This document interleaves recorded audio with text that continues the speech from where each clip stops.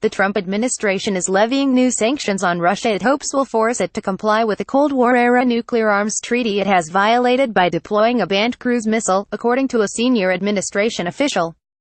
The Commerce Department will punish Russian companies that have provided technology to help develop the new weapon, which was outlawed by the Intermediate Nuclear Forces Treaty signed by the United States and then-Soviet Union in 1987. Story continued below. The pact banned missiles with ranges between 500 and 5,500 kilometers, which when deployed on Europe's periphery were seen as highly destabilizing because they would provide little advance notice of attack and could carry a nuclear warhead.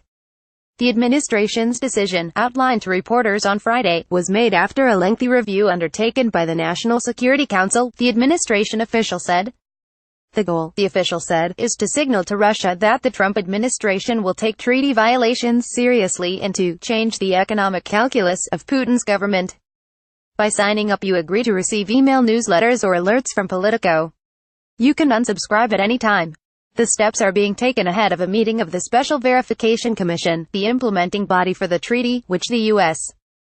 has requested for next week, the official added. The Russian military was first accused in 2014 by the Obama administration of violating the treaty, which was signed in the twilight years of the Cold War by President Ronald Reagan and Soviet leader Mikhail Gorbachev. Russia was criticized first for developing the so-called Novator 9M729 missile, designated by NATO as the SSC-8. In February of this year, the Trump administration reported the new weapon had been deployed. Russia has denied violating the pact. It has also accused the United States of breaking the accord by deploying anti-missile interceptors, which the United States says do not apply to the INF treaty.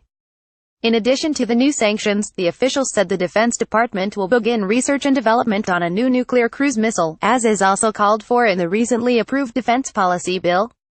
But the NSC review also determined that it remains in the American interest to comply with the treaty, and the administration official insisted the new research on a U.S.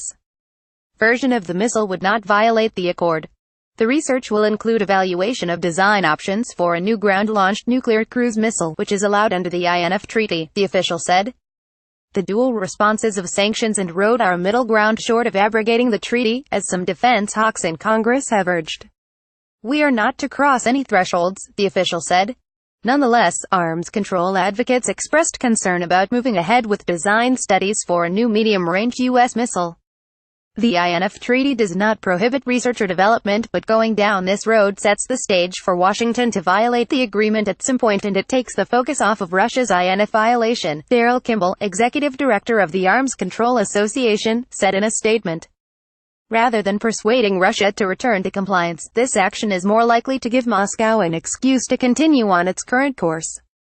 Kimball expressed hope that the proposed meeting next week of the Special Verification Commission, or SVC, will be an opportunity to discuss with the Russians concrete solutions to return to compliance.